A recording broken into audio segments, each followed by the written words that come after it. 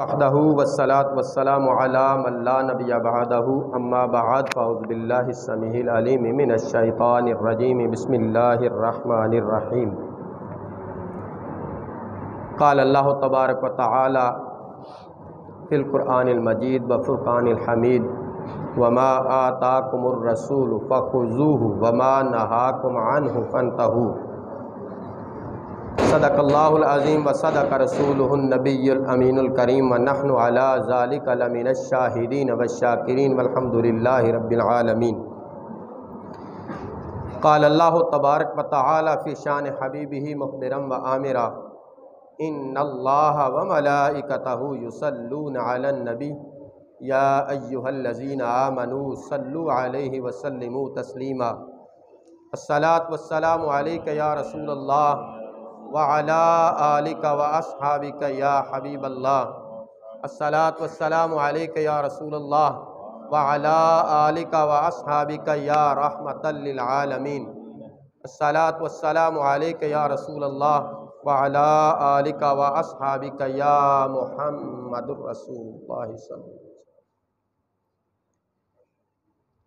معزز سامعین و صد احترام صدر مجلس پیر طریقت رہبر شریعت حضرت علامہ ابو الفضل پیر صوفی مبارک علی قادری رضوی دامت برکاتہم العالیہ و زینت محفل حضرت علامہ الحافظ محمد شہباز القادری دامت برکاتہم العالیہ و خطیب جامع مسجد حاضہ حضرت علامہ الحافظ القاری محمد یاسین القادری دامت برکاتہم العالیہ و دیگر معزز دوستو، السلام علیکم ورحمۃ اللہ وبرکاتہ۔ قرآن مجید فرقان حمید کی ایک آیہ مبارکہ میں نے آپ کے سامنے تلاوت کی ہے۔ اللہ رب العالمین مجھے اس آیت کے ضمن میں مضامین کو احسن طریقے سے آپ کے سامنے رکھنے کی توفیق عطا فرمائے، اور آپ کو سن کر مجھے سنا کر اس پر عمل پیرا ہونے کی توفیق عطا فرمائے، اور جو کچھ ہم عمل کریں اس کو اللہ جل مجدہ اپنی بلند بارگاہ میں شرف قبولیت بھی عطا فرمائے۔ عمل وہی ہمارے کام کا ہے جو مالک قبول کر لے، اور اگر قبول نہ ہو تو عمل جتنے بھی ہوں کسی کام کے نہیں۔ سب سے پہلے ہمیں اس بات کی کوشش کرنی چاہیے کہ ہم اعمال اختیار کریں، پھر اس کے بعد یہ کوشش ہونی چاہیے کہ وہ عمل رسول اللہ صلی اللہ علیہ وسلم کی سنت کے مطابق ہو، اور پھر جب سنت کے مطابق ہوگا تو پھر اللہ تعالیٰ کی بارگاہ میں قبولیت کی گارنٹی ہے۔ تو اللہ تعالیٰ ہمارا عمل، ہمارا بیٹھنا اپنی بلند بارگاہ میں قبول فرمائے۔ آج کے دور میں ایک بہت سے ساتھیوں سے چونکہ موبائل ہر شخص کے ہاتھ میں ہے، بسم اللہ اول ہوا درود شریف پڑھیے۔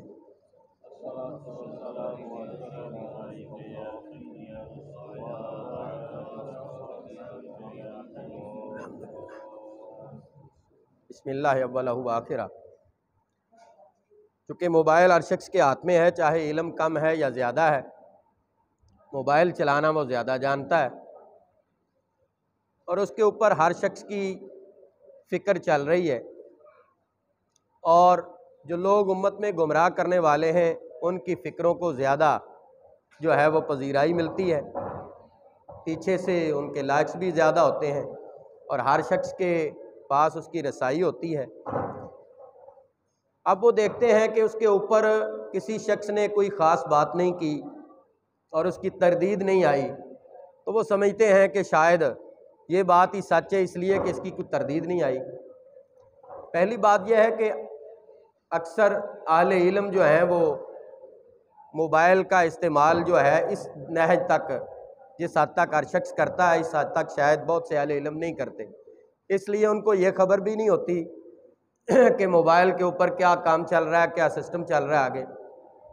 لیکن جن کے پاس یہ خبر ہوتی ہے وہ تردید کر بھی دیں تو ان کی تردید کو نیٹ کے اوپر اتنی پذیرائی دی نہیں جاتی جس کی وجہ سے لوگوں کے سامنے وہ باتیں آ سکیں۔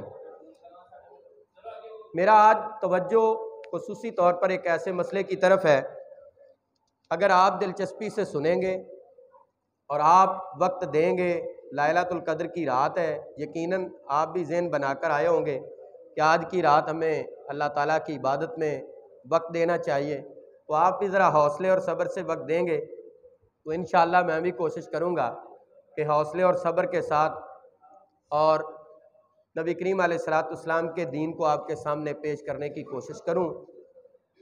میرا آج جو پروگرام تھا ذہن میں وہ یہ ہے کہ عمومی طور پر ہمارے پبلک کے اندر موبائل کے ذریعے جو ان کے پاس پیغام پہنچے ہیں، جس میں سے بہت سے لوگوں نے میرے ساتھ رابطہ بھی کیا ہے کہ جناب یہ پیغام آ چکے ہیں کہ تراویح کتنی تعداد میں ہے، تراویح کی تعداد کتنی ہے، اور یہ رسول اللہ صلی اللہ علیہ وسلم کے دور میں بھی تھی یا نہیں، اگر تھی تو پھر اس میں حضرت عمر نے اضافہ کیا ہے یا کمی کی ہے، اور اگر حضرت عمر نے اس کو قائم کیا ہے تو کیا رسول اللہ صلی اللہ علیہ وسلم کی سنت کو تو نہیں بدل دیا؟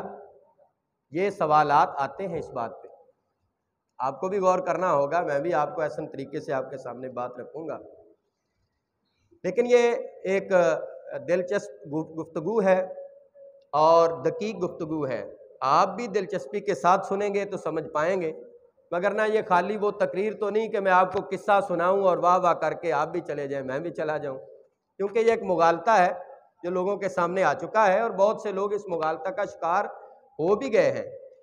میرے دوستو، سب سے پہلے ہم اپنے عقائد کی کتابوں میں سے اس بات کو واضح کرتے ہیں کہ اہل سنت و جماعت کے نزدیک تراویح سنت مؤکدہ علی الکفایہ ہے، تراویح سنت مؤکدہ علی الکفایہ ہے، یہ اس اعتبار سے ہے کہ جماعت کروانے کے اعتبار سے تراویح کی جماعت سنت مؤکدہ علی الکفایہ ہماری کتابوں میں لکھا ہوا ہے۔ بہار شریعت جو کہ ہندوستان میں اردو زبان میں فقہ حنفی کا لکھا جانے والا متن جو بہت مقبول ہے، جو بہت مشہور ہے، اس میں یہ لکھا ہوا ہے کہ تراویح کی جماعت سنت مؤکدہ علی الکفایہ ہے، لیکن خود تراویح پڑھنا انفرادی طور پر ہر شخص پر سنت مؤکدہ ہے، وہ علی الکفایہ نہیں ہے، اس بات کو غور سے سمجھنے کی ضرورت ہے۔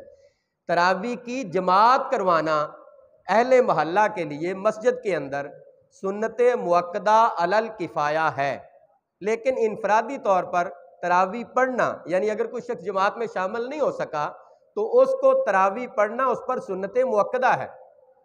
یہ کتابوں میں لکھی ہوئی بات ہے، میں اپنے پاس سے اضافہ نہیں کر رہا۔ اب سنت کس کو کہتے ہیں، اس بات پہ آنے کی ضرورت ہے کہ سنت کس کو کہا جائے گا۔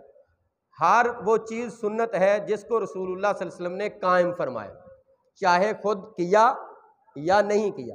بہت سے ایسے کام بھی ہیں جو حضور نے کیے ہیں لیکن امت کے لیے وہ سنت نہیں ہے، مثلا آقا علیہ الصلوۃ والسلام نے 4 سے زیادہ ازواج کے ساتھ نکاح فرمایا، لیکن امت کے لیے یہ سنت نہیں۔ امت کو جو سنت قائم فرمائی وہ 4 تک کی ہے، ایک وقت میں 4 سے زائد کوئی امتی نکاح نہیں کر سکتا، مگر آقا کریم علیہ الصلوۃ والسلام کو یہ اختیار تھا، اللہ نے دیا ہے آپ کو لامحدود اختیارات دیے، تو لہٰذا مدنی تاجدار صلی اللہ علیہ وسلم 1 سے زائد بھی نکاح فرمائیں، تو اس میں کوئی شخص کہے کل کلا 5 یا 6 ایک وقت میں نکاح کر کے کہ یہ محبوب خدا کی سنت ہے، تو کہا جائے گا بھائی یہ سنت نہیں ہے۔ حضور نے جو امت کے لیے سنت قائم فرمائی ہے وہ یہ ہے کہ 4 سے زائد ان کے لیے جائز نہیں ہے۔ اب اس کے علاوہ اور مثال آپ کے سامنے پیش کر سکتا ہوں کہ صوم وصال کے روزے حضور علیہ الصلوۃ والسلام رکھا کرتے تھے نفلی روزوں میں حضور شام کو افطار کیے بغیر کسی چیز سے، اگلے دن کو صبح سحری کیے بغیر اگلا دن بھی شروع کر دیتے تھے نفلی روزوں میں، اور پھر یہ کہ اگلی شام آتی تو پھر کوئی سحری کیے افطاری کیے بغیر اس کو آگے چلا لیتے، 2 3 4 دن ایسے گزار لیتے، اس کو کہا جاتا ہے صوم وصال کے روزے۔ لیکن صحابہ کرام نے دیکھا کہ آپ صوم وصال کے روزے رکھ رہے ہیں، اور وہ ایک وقت ایسا تھا کہ سفر پہ جا رہے تھے، ایک جنگی سفر تھا، راستے میں آپ نے صحابہ کرام پر نظر کرم ڈالی، دیکھا کہ بہت سے چہرے مرجھا گئے، کمزور ہو گئے، پوچھا تمہیں کیا ہوا؟ عرض کی یا رسول اللہ صلی اللہ علیہ وسلم ہم بھی آپ کی سنت کی اقتداء میں صوم وصال کے روزے رکھ رہے ہیں۔ تو آپ نے ان سے پوچھا کہ کوئی تم میں میری مثل ہے، کوئی تم میں میری مثل ہے، ਵੇਖਣ ਨੂੰ ਉਹ ਸਾਡੇ ਵਰਗਾ ਪਰ ਅਸੀਂ ਕਦੋਂ ਉਸ ਮੁੱਲ ਦੇ, ਪੱਥਰ ਲਾਲ ਦੇ ਬਾ ਨਹੀਂ ਵਿਕਦਾ, ਫੁੱਲ ਕੰਡਿਆਂ ਨਾਲ ਨਹੀਂ ਤੁਲਦੇ। ਜੋ ਅਸਰਾਰ ਹਜ਼ੂਰ ਤੇ ਖੁੱਲੇ ਉਹ ਹੋਰ ਕਿਸੇ ਤੇ ਨਹੀਂ ਖੁੱਲਦੇ, ਆਜ਼ਮ ਉਹ ਅਰਸ਼ਾਂ ਤੇ ਫਿਰਦਾ, ਅਸੀਂ ਗਲੀਆਂ ਵਿੱਚ ਪੇ ਰੁਲਦੇ। سرکار نے فرمایا کہ تم میں کوئی میری مثل ہے، میرے جیسا ہے؟ یہ خطاب کن سے تھا؟ یہ خطاب کن سے تھا؟ صحابہ کرام سے تھا۔ صحابہ کے بارے میں امت کا متفقہ عقیدہ کیا ہے کہ وہ صحابی جس نے صرف ایمان کی حالت میں ایک نگاہ سے آقاسوں کو دیکھ لیا ہو، کوئی اور عبادت نہ کی ہو، یعنی بڑی زیادہ جو زہد کی عبادتیں ہوتی ہیں وہ نہ کی ہوں، صرف ایک نظر میں ایمان کی حالت میں آقا کو دیکھ لیا، تو اس کے مرتبے کا مقام امت پوری اس بات پر متفق ہے کہ کوئی ساری امت مل کر بھی ہزاروں سال عبادت کر کے اس ایک صحابی کے مرتبے کو نہیں پہنچ سکتی۔ مگر یہ خطاب بہت سے صحابہ کو ہے۔ یہ آخری درجے کے صحابی کی بات کر رہے ہیں، لیکن آخری درجے سے اوپر بیت رضوان والے بھی ہیں۔ بیت رضوان والوں کے اوپر جو ہے وہ جناب اصحاب غزوہ خندق بھی ہیں، پھر اصحاب غزوہ احد بھی ہیں، پھر ان کے اوپر ایک درجہ اصحاب بدر کا بھی ہے، پھر اصحاب بدر سے آگے بڑھ جائیں ان کے اوپر سابقون الاولون کا درجہ ہے، پھر سابقون الاولون سے آگے چلیں تو عشرہ مبشرہ 10 صحابہ کا درجہ ہے، پھر ان 10 میں سے آگے بڑھیں تو 4 خلفائے راشدین کا درجہ ہے، ان 4 میں سے بھی آپ آگے بڑھیں تو شیخین ابو بکر و عمر کا درجہ ہے، پھر ان میں سے سب پہ ٹاپ پہ جائیں تو بعد الانبیاء بالتحقیق حضرت ابو بکر صدیق کا مرتبہ ہے۔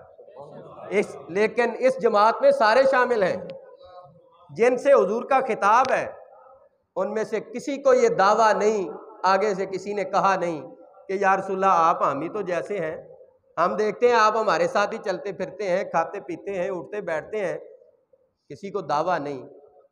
صحابہ کے بعد اگر کوئی شخص دعویٰ کرے تو مردود ہے اس بات، اگر کوئی کہے کہ آپ ہم جیسے ہیں یہ مردود ہے بات۔ دیکھنے میں صرف ظاہری شکل و صورت میں ایسا محسوس ہوتا ہے لیکن ایسا ہرگز نہیں۔ ان کے کان آسمان کی باتیں سنیں، ان کی آنکھ آسمان پہ دیکھے، پڑ گئی جس پہ معاشر میں بخشا گیا، دیکھا جس سمت ابر کرم چھا گیا، رخ جدھر ہو گیا زندگی پا گیا، رخ جدھر ہو گیا اور جس طرف اٹھ گئی دم میں دم آ گیا، اس نگاہ عنایت پہ، ان کی نظر عنایت کا تو یہ عالم ہے کہ پڑ گئی جس پہ معاشر میں وہ بخشا گیا، دیکھا جس سمت ابر کرم چھا گیا۔ تو لہٰذا یہ ہم جیسے کی جو گردان ہے اس کو اپنے دماغ سے نکالنا، اس حدیث کو سن کر۔ پھر صحابہ نے آگے سے یہ نہیں کہا کہ ہاں ہم آپ ہی جیسے ہیں، مگر حضور نے خود جواب دیا کہ میں تو راتیں اپنے رب کے پاس بسر کرتا ہوں، میرا رب مجھے کھلاتا بھی ہے پلاتا بھی ہے۔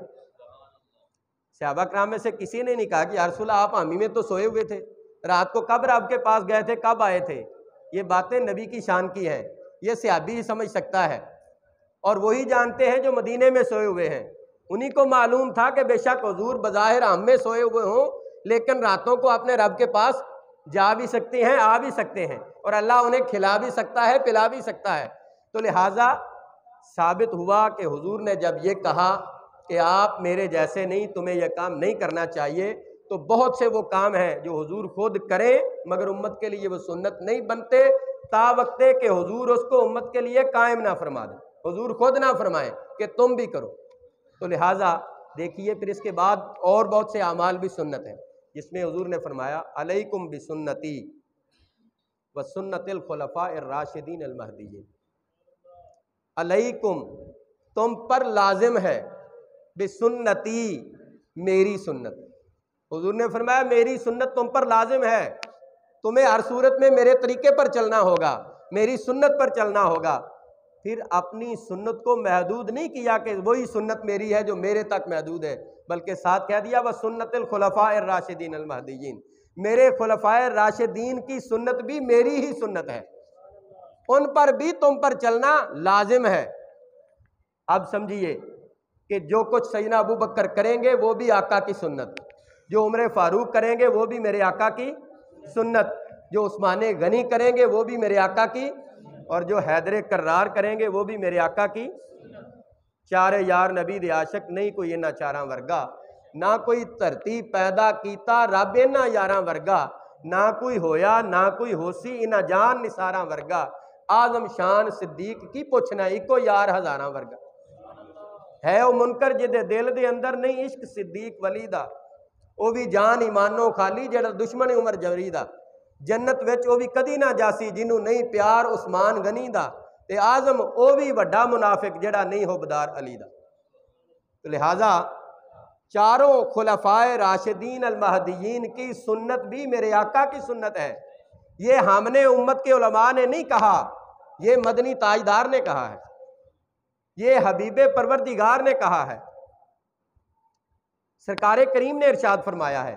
تو ثابت ہوا کہ جس بات کو سرکار کے خلفاء کریں وہ بھی آقا کی سنت، اور پھر حضور نے خود فرمایا کہ تم پر لازم ہے میری سنت پکڑنا، میرے سنت کے رستے پر چلنا، اور میرے خلفائے راشدین کے طریقے پر چلنا۔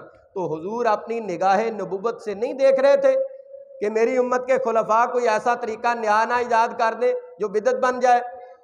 آج جن لوگوں کو یہ دعویٰ ہے کہ یہ جو عمر فاروق رضی اللہ تعالیٰ نے قائم کی ہے تو لہٰذا یہ بدعت ہے، استغفر اللہ، کیسے ہو سکتا ہے کہ حضور کے خلفاء کسی بدعت پر مجتمع ہو جائیں، جمع ہو جائیں؟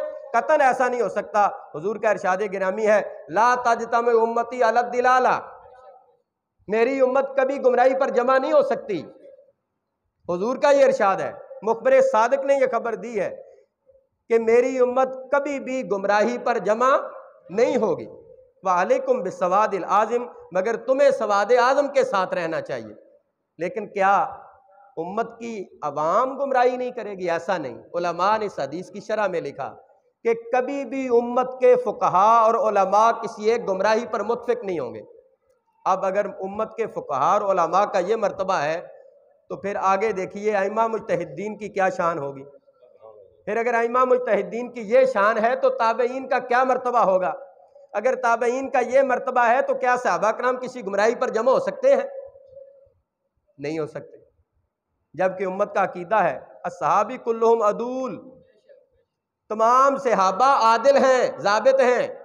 نبی پاک کی روایت کے بیان کرنے کے سلسلے میں کسی ایک صحابی نے بھی آج تک غلط بیانی سے کام نہیں لیا، اور کوئی دنیا کا مائی کا لال آج تک ثابت نہیں کر سکا کہ کسی صحابی نے رسول اللہ صلی اللہ علیہ وسلم کی طرف کوئی بات منسوب کرتے ہوئے کوئی غلطی کی ہو، قصدن جان بوجھ کر کوئی غلط کام کیا، کسی ایک صحابی۔ حتیٰ کہ ایسے صحابہ کرام جن کی زندگیوں میں جھگڑے ہوئے، اختلافات ہوئے، نزاعات ہوئے، ان کی زندگیاں تاریخ میں متنازع بن گئیں، لیکن اس کے باوجود نقل روایت میں سارے کے سارے عادل تھے۔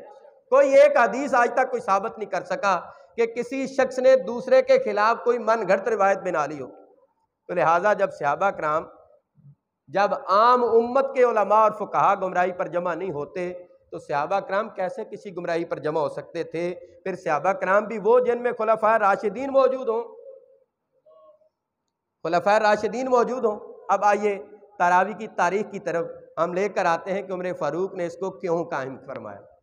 رسول اللہ صلی اللہ علیہ وسلم سے ثابت روایات جو بخاری اور مسلم میں موجود ہیں وہ یہ ہے کہ آقا کریم علیہ الصلوۃ والسلام اعتکاف میں تشریف فرما تھے۔ آپ اعتکاف فرما رہے تھے، غالباً 23ویں کی رات تھی کہ سرکار کریم علیہ الصلوۃ والسلام اپنے خیمہ مبارک میں قرآن مجید کی تلاوت فرما رہے تھے۔ صحابہ کرام بھی ظاہر رمضان کی راتوں میں کہیں مسجد میں انفرادی طور پر عبادت کرتے ہوں گے تو سنا کہ سرکار تلاوت کر رہے ہیں، تو صحابہ کرام حضور کے پیچھے کھڑے ہو گئے اور دیکھتے ہی دیکھتے جمع ہوتے ہوتے مسجد بھر گئی۔ صحابہ کرام نے ایک دوسرے کو بتا دیا، خبر دی کہ سرکار پڑھ رہے ہیں، آئیے ہم بھی پیچھے لطف حاصل کریں، ذائقہ حاصل کریں، سرور انبیاء کے پیچھے اقتداء کریں۔ سرکار یہ تراویح کی عبادت کر رہے تھے، یہ عشاء کے بعد کی بات تھی، حضور نے تراویح کی عبادت شروع فرمائی۔ جو صحابی اس کو روایت کرتے ہیں وہ کہتے ہیں کہ پہلی رات سرکار کریم علیہ الصلوۃ والسلام نے غالباً نصف رات تک آپ پڑھتے رہے، نصف رات تک تلاوت فرماتے رہے، اور نصف رات کے بعد آپ نے اس کو اس معاملے کو ختم کیا نفلوں کو، اور پھر آپ نے آرام کی طرف گئے اور صحابہ کرام بھی آرام کرنے چلے گئے۔ اب اس پر غور کیجئے گا کہ یہ کوئی تہجد کے وقت آپ پڑھ رہے تھے؟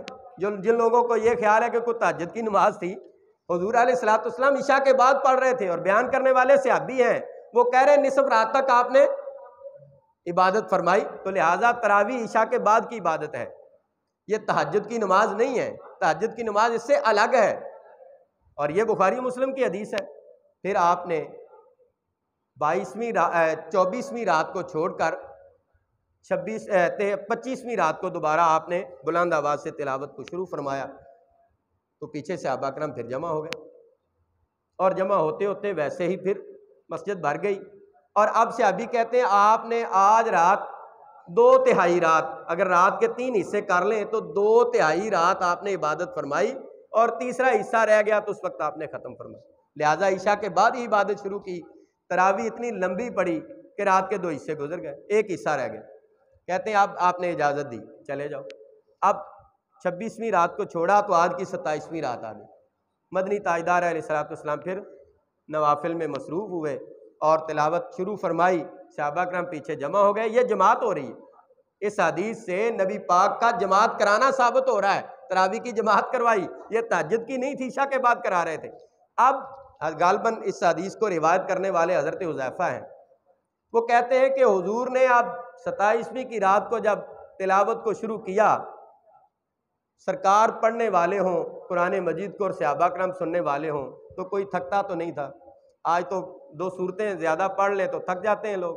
سرکار تلاوت کرتے گئے، صحابہ کرام سنتے گئے۔ حضرت حذیفہ کہتے ہیں کہ حتیٰ کہ سحری کا آخری وقت آ گیا، یعنی غالباً کو 10-15 منٹ رہ گئے، اور حضرت حذیفہ کہتے ہیں ہمیں ڈر لگا کہ ہو سکتا ہے آج سحری نہ کرنی پڑے، سحری کے بغیر ہی کا ٹائم ختم ہو جائے، لیکن آخری وقت پر حضور نے ختم کیا اور ارشاد فرمایا تم سحری کر لو۔ ہم نے بھاگم بھاگ دوڑ کر مشکل سے سحری کو حاصل کی۔ تو پتہ چلا کہ تراویح جو ہے وہ ضروری نہیں کہ عشاء کے بعد صرف تھوڑے وقت میں پڑھی جاتی ہے، بلکہ پوری رات بھی پڑھی جاتی ہے یہ۔ اور یہ عبادت قیام اللیل ہے، اصل میں یہ تہجد کی نماز نہیں ہے۔ قیام اللیل کہا جاتا ہے رات کی عبادت، مگر کب آغاز ہوتا ہے رات کا؟ عشاء کے بعد سے رات کا آغاز ہو جاتا ہے، لہٰذا اس وقت سے یہ اس عبادت کو شروع کیا جاتا ہے۔ تو سرکار کریم علیہ الصلوۃ والسلام نے اس کو نصف رات تک بھی پڑھا ہے، 2 حصے تک بھی پڑھا ہے، اور پوری رات بھی اس کو پڑھا ہے۔ اب آ جائیے کہ سرکار کریم علیہ الصلوۃ والسلام نے جب تراویح پڑھائی تھی اس وقت تعداد کتنی تھی؟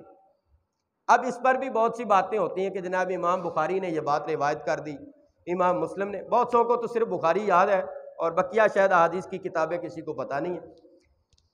سب سے پہلی بات یہ سنیے گا کہ امام محمد بن اسماعیل بخاری علیہ رحمہ یہ 194 ہجری میں پیدا ہوئے، 194 ہجری میں پیدا ہوئے، اور ان کی وفات جو ہے 256 ہجری کی ہے، یعنی گویا یہ جوان ہوئے تھے 2 صدیاں گزر گئی تھی، اس کے بعد ہی جوان ہوئے۔ اگر 194 میں پیدا ہوئے ہیں تو جوان ہوتے ہوئے 215 ہجری تو ہوگی، تو لہٰذا اس کے لگ بھگ وہ جب جوان ہوئے تو 200 سال دین اسلام کی زندگی کے گزر چکے تھے۔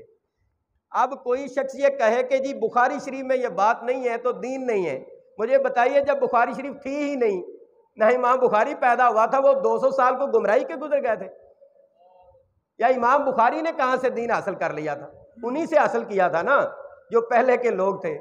اب ان سے پہلے کون لوگ تھے یہ دیکھیے، حضرت امام اعظم ابو حنیفہ علیہ رحمہ کی پیدائش جو ہے وہ سن 80 ہجری کی ہے، سن 80 ہجری کی، گویا امام بخاری سے 94 اور 20 114 سال پہلے پیدا ہوئے امام اعظم ابو حنیفہ، اور امام اعظم ابو حنیفہ علیہ رحمہ نے 8 صحابہ کرام کی زیارت کی ہے، کتابوں میں موجود ہے، اور بہت سے تحقیق کرنے والے شیخ الاسلام علامہ محمد طاہر القادری دامت برکاتہم العالیہ نے اپنی کتاب میں تحقیق کی ہے کہ غالباً 15 یا 16 صحابہ سے ملاقات ہوئی ہے، لیکن یہ 8 صحابہ کی روایت تو اکثر کتابوں میں موجود ہے، اس لیے میں نے وہ بیان کی جو بہت زیادہ معروف بات ہے۔ 8 صحابہ سے آپ کی ملاقات ہوئی ہے، 8 صحابہ سے احادیث بھی آپ نے روایت کی ہیں، تو ثابت ہوا کہ حضرت امام اعظم ابو حنیفہ تابعی تھے، لیکن کتابوں میں جو بعض مقامات پر تبع تابعی لکھا گیا ہے وہ کس وجہ سے، وہ ایک ٹیکنیکل گفتگو ہے اس اعتبار سے کہ تابعی کچھ اہل علم کی نظر میں اس کو کہا جاتا تھا کہ جس نے کسی صحابی سے تا زندگی یعنی 8-10 سال 2 سال ان کی خدمت کر کے ان سے پورا علم حاصل کیا ہو، تو لہٰذا اس ٹیکنیکل گفتگو کے اعتبار سے امام اعظم تابعی نہیں تھے بلکہ تبع تابعی تھے۔ لیکن اگر صحابی سے ملاقات اور ان سے صرف روایت کے اعتبار سے تابعی کہیں تو امام اعظم کی تابعیت میں کوئی شک نہیں، آپ تابعی ہیں۔ اور جب ایک شخص نے ایسے آدمیوں کو دیکھا ہے، ایسی ہستیوں کو دیکھا ہے، ایسی شخصیات کو دیکھا ہے کہ جس نے مدنی تاجدار کو دیکھا ہے، تو لہٰذا اس کے درمیان دین کا بیان جو پہنچا ہے، دین کی جو روایت پہنچی ہے، دین کا جو علم پہنچا ہے، اس کے اور رسول اللہ کے درمیان ایک واسطہ ہے، اور امام بخاری کے درمیان 5 واسطے ہیں۔ تو لہٰذا جس شخص کے درمیان صرف ایک واسطہ ہے، اور وہ واسطہ وہ ہے جس پر پوری امت متفق ہے کہ ان میں کبھی گمراہی ہی نہیں آ سکتی صحابہ کرام میں، تو امام اعظم کے پاس جو علم پہنچا تھا اس میں کوئی کجی نہیں ہے، کوئی ٹیڑھ نہیں ہے۔ اور امام اعظم رحمۃ اللہ تعالی علیہ نے تراویح 20 رکعت بتائی، کس وجہ سے؟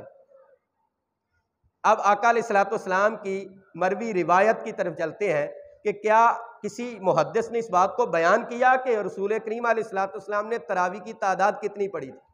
حضرت امام ابو بکر ابن ابی شیبہ جن کی کتاب ہے مصنف ابو بکر ابن ابی شیبہ، یہ کتاب حدیث کی امام بخاری سے پہلے لکھی گئی، اور یہ محدث بھی امام بخاری سے پہلے کے ہیں، اور امام بخاری نے اس کتاب سے یا اس مصنف سے بہت سی حدیث لی ہیں اور خود اپنی کتاب میں لے کر آئے ہیں، گویا ان کے نزدیک بھی یہ قابل حجت ہیں، قابل اعتماد ہیں، ثقہ ہیں۔ انہوں نے اپنی کتاب میں اس بات کو بیان کیا ہے کہ رسول اللہ صلی اللہ علیہ وسلم سے حضرت عبداللہ ابن عباس کے ذریعے بیان کیا ہے کہ آپ نے 20 رکعت تراویح پڑھی تھی۔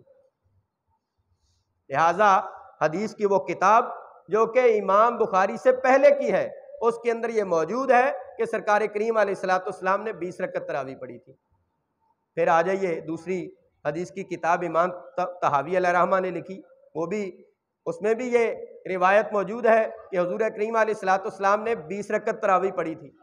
پھر ایک تیسری حدیث کی کتاب بہقی شریف، امام بہقی علیہ رحمہ نے بھی اس حدیث کو بیان کیا کہ سرکار کریم علیہ الصلوۃ والسلام نے تراویح 20 رکعت پڑھی تھی۔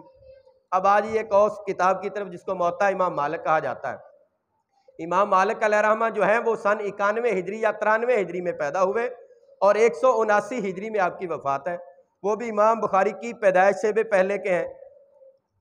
ان کی کتاب ہے موطا امام مالک، اور یہ اتنی معروف اور مشہور کتاب ہے کہ جس کے بارے میں امت کا جو اس وقت کا امیر المومنین تھا، خلیفہ تھا، اس نے کہا تھا کہ اے امام اگر آپ اجازت دیں تو میں پوری امت پر لازم کر دوں کہ اس کتاب پر عمل کریں، لیکن صرف امام مالک علیہ رحمہ کا زہد اور تقویٰ تھا کہ انہوں نے کہا کہ میں یہ نہیں سمجھتا کہ اللہ کی کتاب کے بعد کسی ایک کتاب کو لازم کر دیا جائے، کیونکہ لوگ چاہتے ہیں کہ کسی بات پر اگر اختلاف کرنا تو وہ روایت کی سند پر کوئی اعتراض کر سکتے ہیں، لیکن میں نہیں سمجھتا کہ میری پوری کی پوری کتاب کو پوری امت پر لازم کر دیا جائے۔ لیکن وہ کتاب جو امام مالک علیہ رحمہ کی ہے، اس کے اندر یہ احادیث لکھی ہوئی ہیں کہ حضور علیہ الصلوۃ والسلام کے صحابہ کرام حضرت عمر فاروق رضی اللہ تعالیٰ عنہ کے دور میں جب جمع ہوئے کہ تراویح کتنی پڑھی جائے۔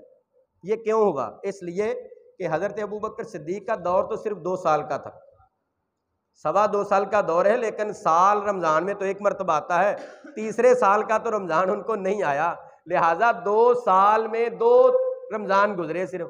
اب 2 رمضان گزرنے میں ایمرجنسی کا دور تھا، مانعین زکوٰۃ کا انکار، مرتدین کے ساتھ سرکوبی، جنگ یمامہ، کتاب اللہ کا تحفظ، آپ کتنے ہی کارنامے ان کے گنوائیں۔ ان 2 سالوں میں انہوں نے سارے کام کیے۔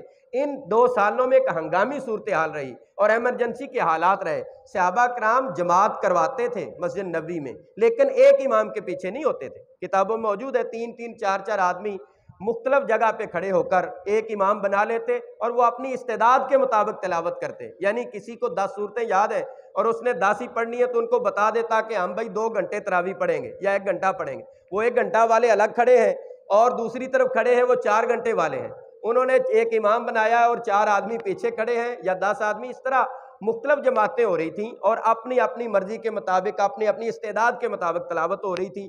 کوئی شخص زیادہ پڑھتا تھا، کوئی کم پڑھتا تھا، کوئی فجر تک پڑھتا تھا، کوئی نصف رات تک پڑھتا تھا. تراویح جماعت کے ساتھ ہوتی تھی، اس لیے کہ حضور علیہ الصلوۃ والسلام نے تراویح کی جماعت کروائی تھی. لیکن چوتھی رات سرکار آئے کیوں نہیں تھے؟ یہ حدیث میں جو حدیث بیان کر رہا تھا اس کا آخری حصہ یہ ہے کہ صحابہ کرام نے جب آخری طاق رات آئی، سرکار کا انتظار کیا.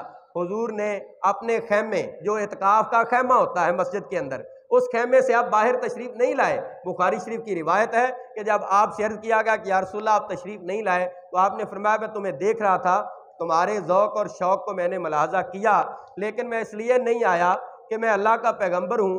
اگر میں روزانہ یہ عمل کروں تو مجھے خدشہ لاحق ہوا کہ کہیں اللہ تم پر لازم نہ کر دے، یعنی تمہیں مشقت سے بچانے کے لیے، یعنی تم پر کہیں فرض نہ ہو جائے. لہٰذا حضور علیہ الصلوۃ والسلام نے امت پر شفقت فرمائی کہ میرے روزانہ عمل کرنے سے امت پر فرض نہ ہو جائے، لیکن ترغیب بہت دی. اب ترغیب پر آ جائیے کہ سرکار کریم نے اس کے بارے میں کیا کیا ترغیبات دی. حضور علیہ الصلوۃ والسلام نے دیکھے رمضان کا روزہ فرض ہے اور قرآن مجید سے اس کی فرضیت ثابت ہے. رات کی عبادت جو ہم کرتے ہیں تراویح، یہ قرآن مجید کی آیات ثابت تو نہیں، لیکن سرکار کریم علیہ الصلوۃ والسلام کی سنت ہے. حضور نے اس کو قائم فرمایا. لیکن سرکار نے دونوں کے بارے میں کیا فرمایا؟ حضرت سلمان فارسی رضی اللہ تعالیٰ عنہ اس حدیث کے راوی ہیں کہ آقا کریم علیہ الصلوۃ والسلام نے شعبان کے آخری دن مسلمانوں کو خطاب فرمایا. اس میں آپ نے رمضان کے فضائل و مناقب بیان کیے. ایک طویل روایت ہے، اس کا درمیانی حصہ جو موضوع کے متعلقہ ہے اس کو بیان کرتا ہوں کہ حضور نے اس میں ارشاد فرمایا جعل اللہ صیامہ فریضۃً وقیام لیلہ تطوعاً. حضور نے فرمایا اللہ نے اس شہر، اس مہینے کے روزے تم پر فرض کر دیے ہیں اور رات کی عبادت تم پر نفل قرار دے دی. یہ کون کہہ رہا ہے؟ اللہ کا رسول. اور کس کے بارے میں کہہ رہا ہے؟ اللہ تعالیٰ کے بارے میں، کہ اللہ نے تم پر روزے فرض کیے اور اللہ نے رات کی عبادت تم پر نفل قرار دے دی. ثابت ہوا کہ یہ بھی اللہ تعالیٰ کی جانب سے ہے تراویح. حضور نے بیان فرمایا اس کو، لیکن فرمایا کہ روزہ فرض ہے اور تراویح فرض نہیں.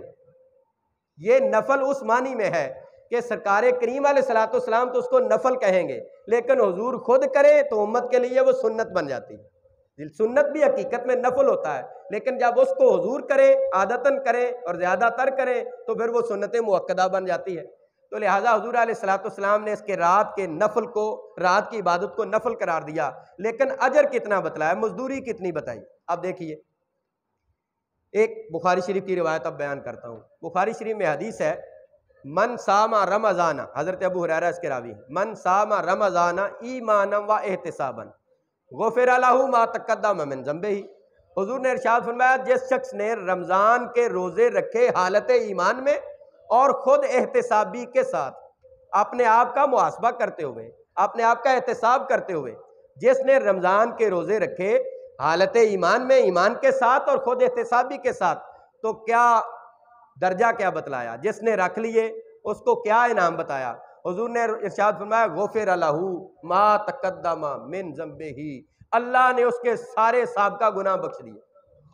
اللہ تعالیٰ اس کے سارے سابقہ گناہ بخش دے گا.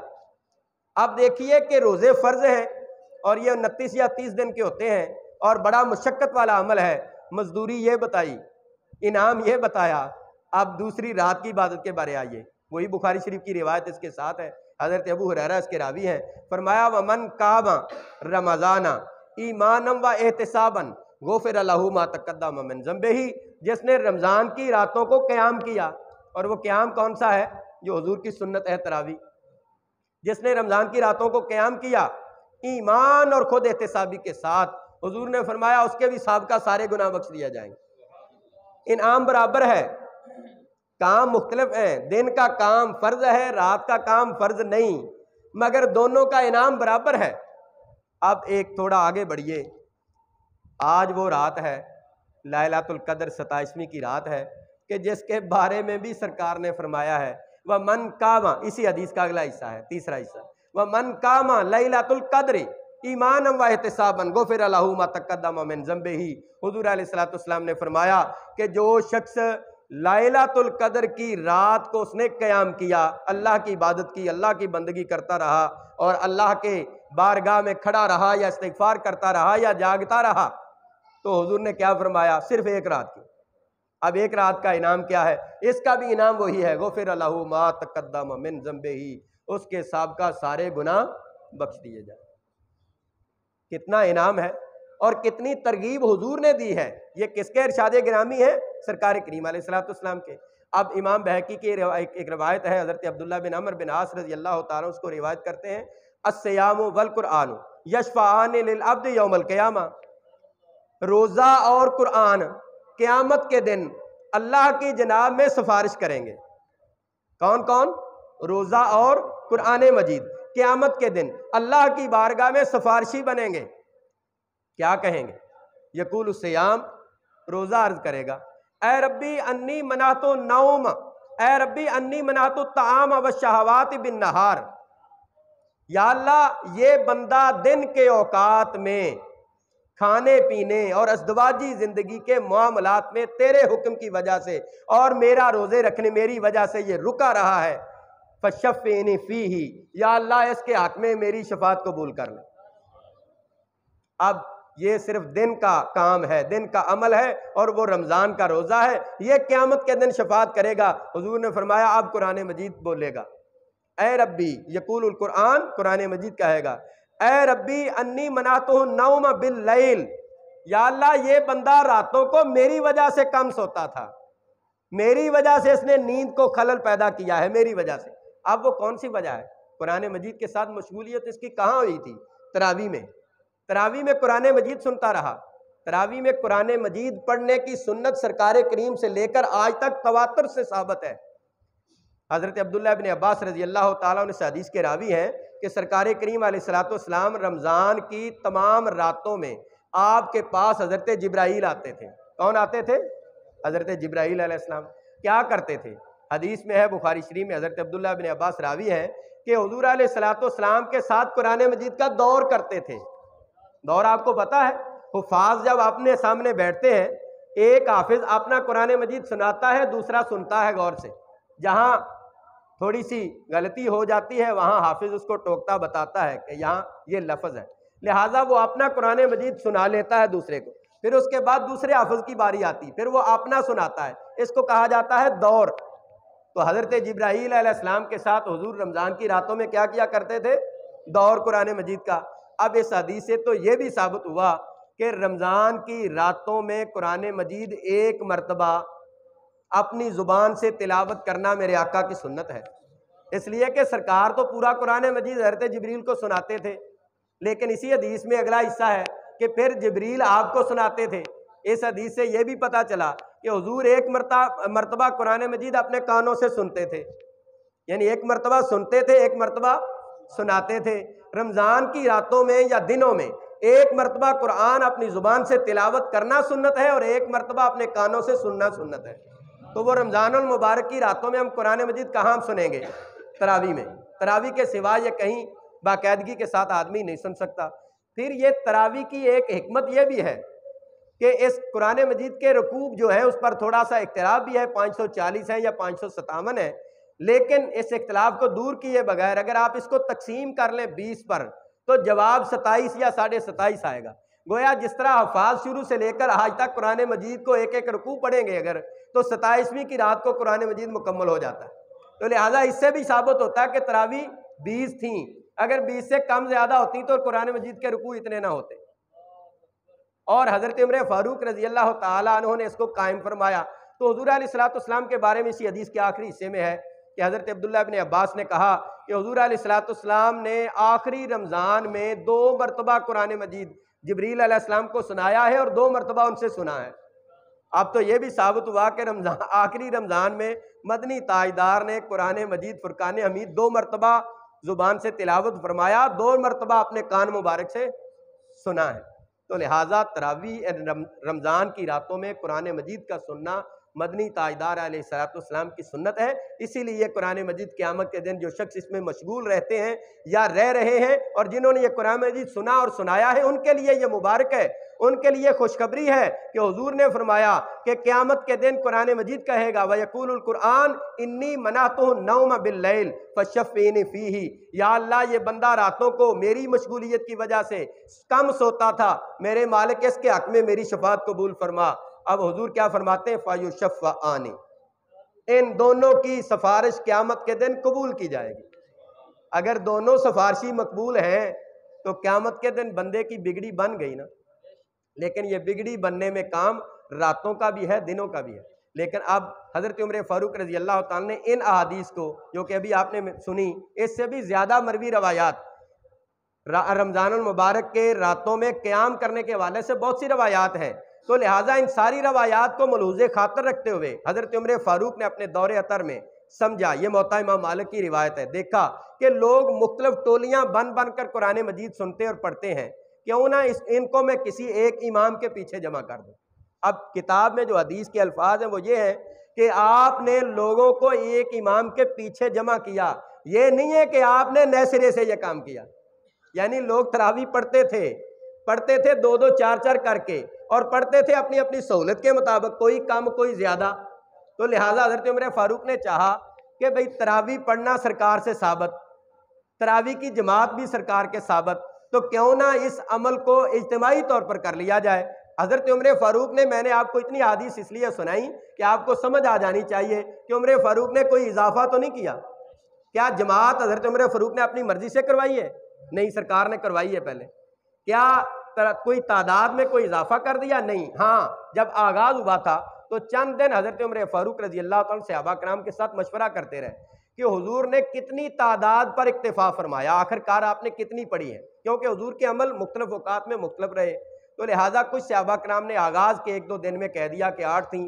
حضرت عمر فاروق رضی اللہ تعالیٰ نے ابتدائی دنوں میں 8 بھی پڑھی، پھر کچھ دنوں میں کسی نے کہا نہیں جی 12 تھیں، آپ نے کہا بھئی چلیں 12 بھی آغاز ہوا، اس کا بھی کچھ ایک دو دن پڑھی گئیں، لیکن آخر کار صحابہ کرام نے اس بات پر اجماع کر لیا کہ نہیں، سرکار کریم کا آخری عمل 20 کا تھا۔ آخری عمل کتنا تھا؟ 20 کا تھا۔ تو پھر تمام صحابہ نے اس بات پر اجماع کر لیا، اس کو کہتے ہیں اجماع صحابہ۔ صحابہ اس بات پر متفق ہو گئے کہ ہم آپ کے آخری عمل کو کریں گے، تو لہٰذا سرکار کے آخری عمل کو کیا گیا، وہ کتنا تھا؟ 20۔ اب 20 پر تمام صحابہ متفق ہو گئے، سارے اختلافات ختم ہو گئے، اور 20 کی جماعت کا آغاز ہوا، اور حضرت عمر فاروق رضی اللہ تعالیٰ عنہ نے حضرت ابی ابن کعب رضی اللہ تعالیٰ عنہ، جو کہ ایک انصاری صحابی ہیں اور اتنے بڑے جلیل القدر قاری قرآن ہیں، جن کے بارے میں رسول اللہ صلی اللہ علیہ وسلم کا ارشاد تھا، آپ نے ایک مرتبہ ان سے کہا کہ ابی مجھے قرآن مجید سنائیے۔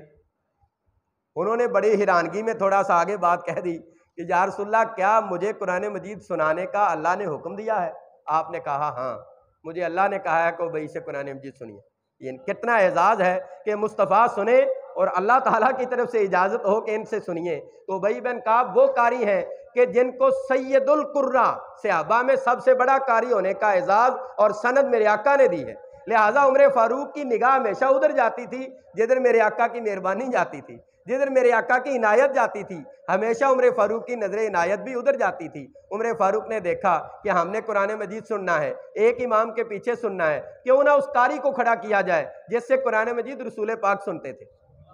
تو حضرت عمر فاروق نے ابی ابن کعب کو آگے کھڑا کیا، اور خود کیا کیا؟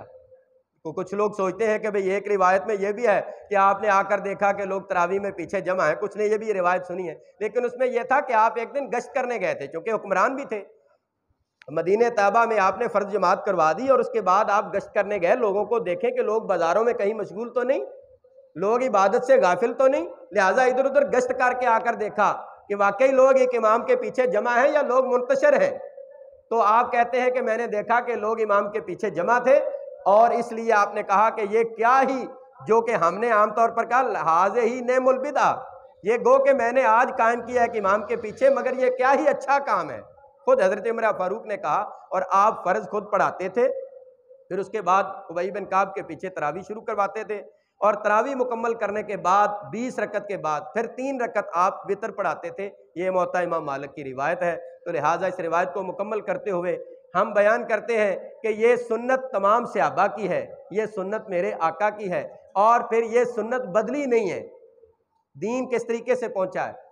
دین پہنچنے کے 2 ذریعے ہیں، ایک ہے نقل روایت اور دوسرا ہے تواتر عملی، یعنی سرکار کو عمل کرتے ہوئے صحابہ نے دیکھا، صحابہ کو عمل کرتے ہوئے تابعین نے دیکھا، تابعین کو عمل کرتے ہوئے تبع تابعین نے دیکھا، تبع تابعین کو عمل کرتے ہوئے ائمہ مجتہدین نے دیکھا، ائمہ مجتہدین کو عمل کرتے ہوئے پھر بعد کے علماء نے دیکھا، پھر بعد کے علماء کو عمل کرتے کرتے اگر اس طرح تسلسل سے لیں تو ہم تک یہ دین پہنچ گیا۔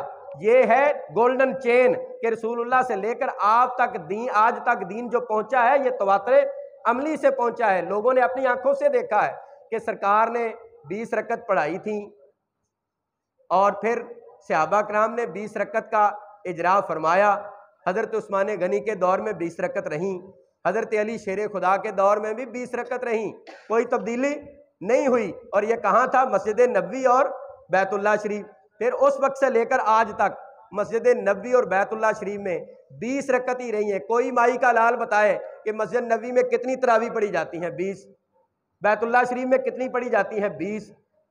اس وقت سے لے کر تواتر عملی سے ثابت ہے کہ تعداد 20 تھی، امت نے کبھی اس بات کو نہیں بلایا، لہذا صرف روایت کی بنیاد پر کھڑے ہو کر یہ بات کہنا کہ تراویح کی رکعات کم تھی یا زیادہ تھی، یہ ان کی صرف لا علمی ہے، یا جان بوجھ کر وہ لوگوں کو خراب کرنا چاہتے ہیں اور لوگوں کو منتشر ان کے دماغ کو کرنا چاہتے ہیں۔ اس لیے امت کو ایک اجماعی عمل سے انحراف کا راستہ نہیں دینا چاہیے اور نہ لوگوں کو پریشان کرنا چاہیے۔ پبلک کے پاس اتنا علم نہیں ہوتا، نہ علماء کے پاس اتنا وقت ہوتا ہے کہ وہ اتنی چھوٹی چھوٹی بات لوگوں کی سنیں، پھر اس پر اختلافات کو بیان کریں، پھر یہ ثابت کریں کہ یہ کیسے ہے۔ تواتر عملی سے یہ بات ثابت ہے، جیسے میں آپ کو بھی بیان کرتا ہوں کہ اگر امام بخاری کی یا امام مسلم کی روایات پر آپ چلے جائیں گے تو آپ کو بخاری شریف سے یہ حدیث نہیں مل سکتی کہ جب بچہ پیدا ہوتا ہے تو کان میں اذان کہنی چاہیے یا نہیں۔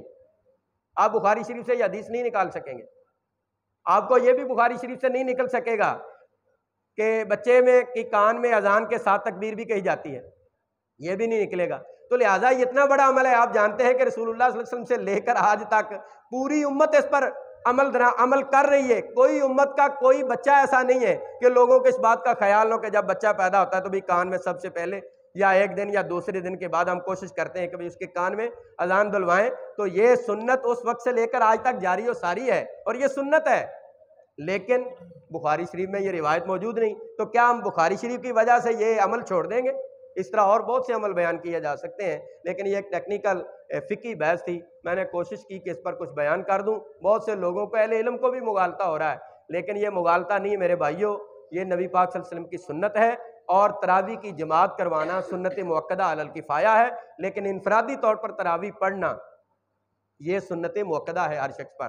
لہٰذا ہمیں چاہیے کہ ہم اس سے استفادہ کریں۔ اور پھر ایک اور بات بھی غور کر لیجئے گا کہ آج کی رات جو ہے یہ لیلۃ القدر کی رات ہے، قرآن مجید فرقان حمید کی نزول کی رات ہے۔ اس رات کو جو شرف اور یہ برکت اور جو اس کو فضیلت ملی ہے وہ قرآن مجید کی برکت سے ملی ہے۔